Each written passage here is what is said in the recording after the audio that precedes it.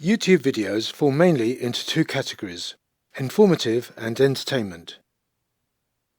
By incorporating my own music and dramatizing the narrative a little, has enabled me to attempt to bring you something of both. It's not perfect, but the main thing is, it was a lot of fun to do. And it's my intention to pass everything we learn on to you. So I hope you enjoyed this rendition as much as I have in producing it. If you did and want to see more, then please like and subscribe. So remember, stay creative and see you in the next video. Hello, welcome to my channel. My name is Tony Martinez and I'd like to show you how I paint pictures like this. And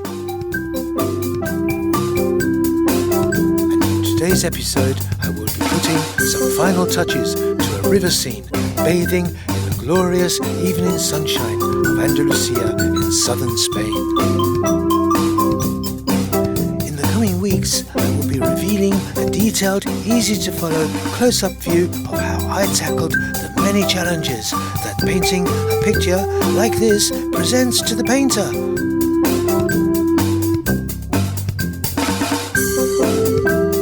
Have you noticed how everybody and their auntie needs a therapist these days? But just maybe what we really need is to rekindle the faith we once had as children in the things that inspired us to such a degree that had us screaming with delight at the fun that we were having while messing about with paint and those gorgeous colours. We got it on our hands, on our faces and all over our clothes. And when we managed to get it on the paper, well, oh, what fun it was. Now we all know how children love to paint. Although they do, and even so, at some point later in their lives, for whatever reason, they stop.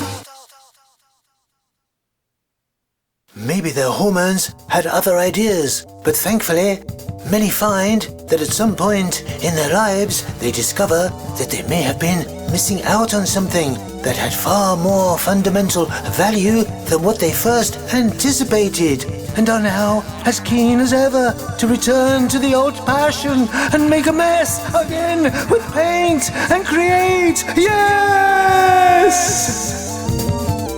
Could it be that simple? Let's find out.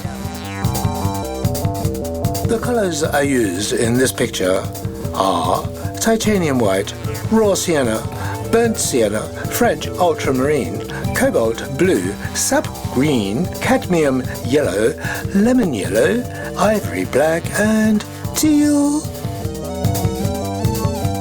The first five are what I consider to be my essential colours for this picture. I always try to mix the colours that I intend using on any particular part of my painting before I start. If you don't have all the colours, just use what you've got. Old tubes that you have are now starting to dry. Use them up. Don't let them harden before you have a chance to use them.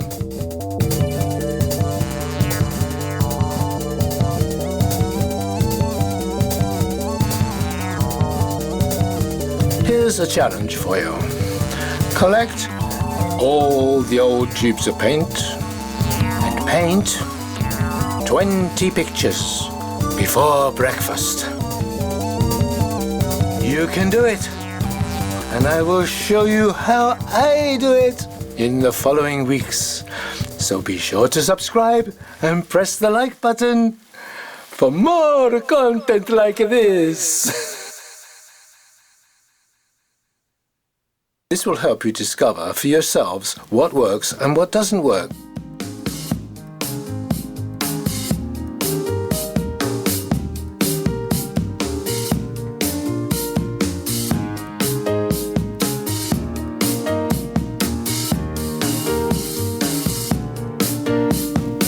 What you're seeing here is not the painting of leaves, but rather the build-up of textures.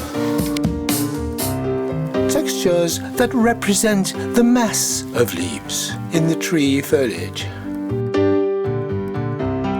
Going back and forth from dark to light and light to dark with a number of very simple steps until the desired texture is achieved.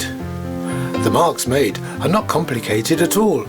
I just make them one at a time, as random and as natural as possible, and have fun. Just be sure that the colors you use have been carefully thought about and pre-mixed for a given area before you start.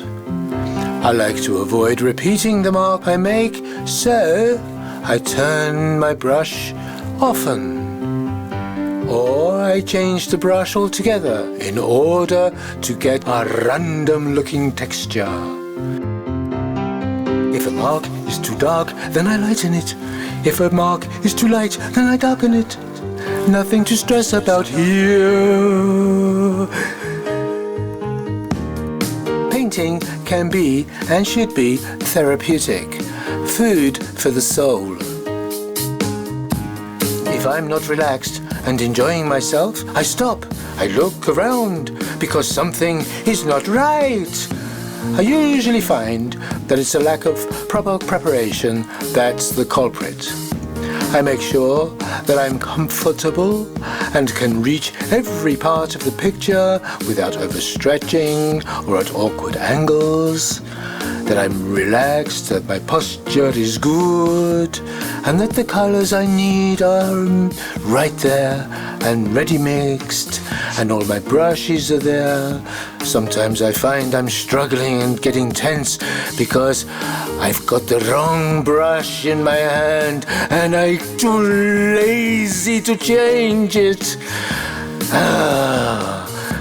This is not good. Preparation. Preparation is king. It's not possible to show everything in a short video like this, but I hope it shows enough to encourage and inspire you to realize with confidence that you can do this, and indeed you can.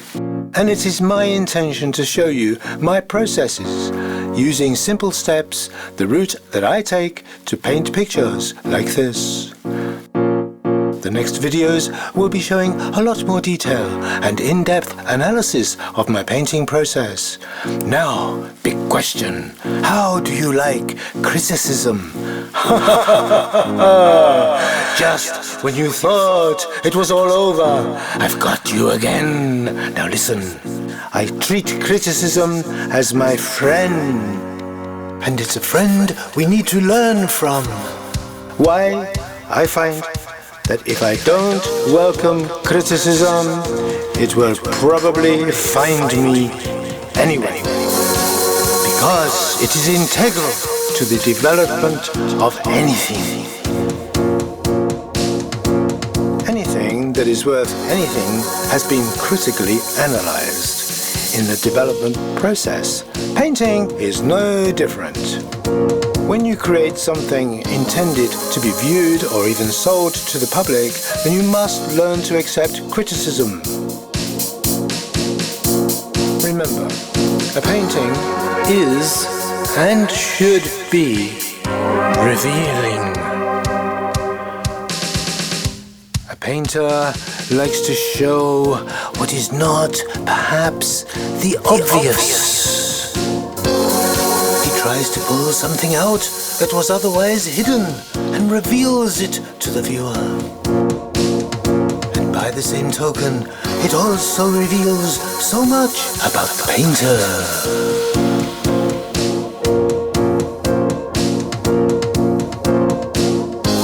So, to critique your work is important, and we need it in order to learn and improve. I, for one, am never fully satisfied with my work, so I sometimes get a friend to be brutally honest with their opinions, even if they know nothing about art. Often it's better if they don't, because their opinion, to me, are far more sincere and less pretentious they are also less likely to be swayed by nouveau conventions and current fads.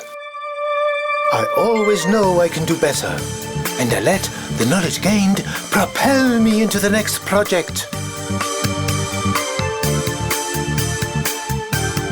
Criticism of your work is not an attack on your person, but the way that you see yourself could be. Let's take a look.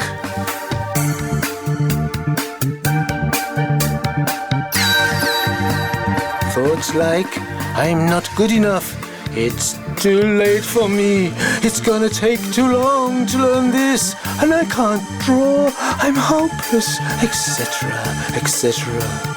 It's comments like these that do attack your character, your person, your inner being,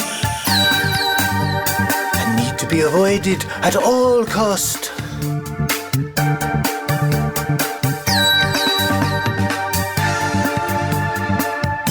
They make you doubt yourself, you procrastinate, and that stops you. And that, my friend, is a crime.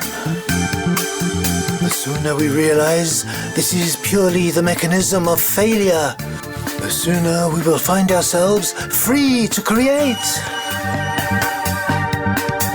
Some of you will be thinking that it may be too late already to embark on such an adventure, leaving them apprehensive with the belief that this ship may have set sail already long ago. I believe it's never too late. So long as we put every thought that produces doubt on our ability firmly in the rubbish bin, then there is no reason why you shouldn't make steady progress. I find that when I physically act on an idea, things start to shift in my favor. Acting positively in this way, and with commitment and enthusiasm on an idea, is making a firm statement of intent. This sets the creative ball rolling. And as it rolls, just like a snowball, down the hill, picking up more snow and stones and more snow, it will begin to pick up more ideas and solutions and inspire you to go on and grow and grow and grow.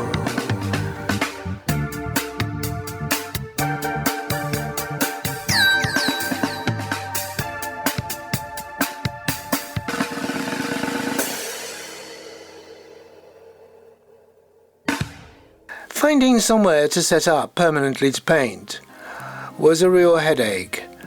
I needed somewhere where I wouldn't be disturbed too much, and it was a real challenge. But in the end, I found that it was well worth it.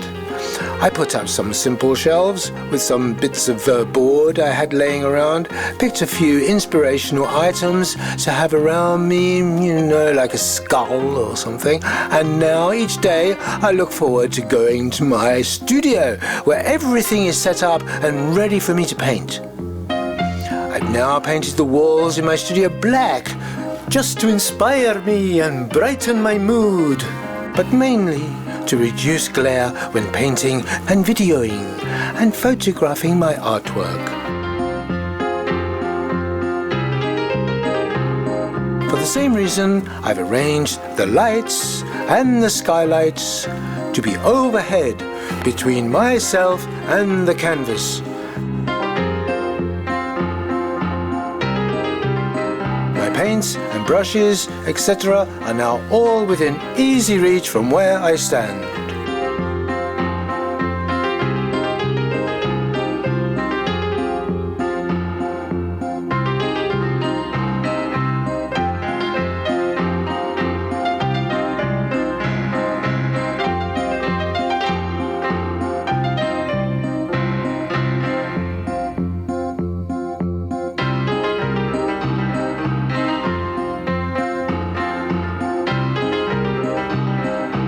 I plan my composition with many pencil sketches until I am completely satisfied with it before I start the painting.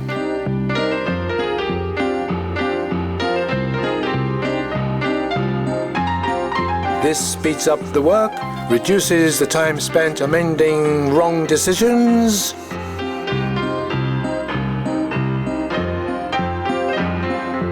Compositional changes are all made at the pencil sketch stage.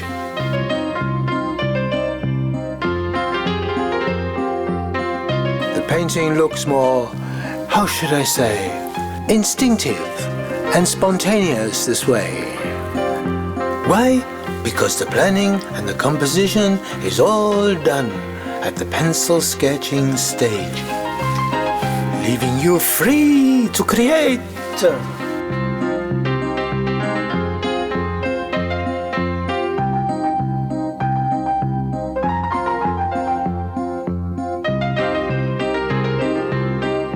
But above all, be sure it has an ample portion of je ne sais quoi.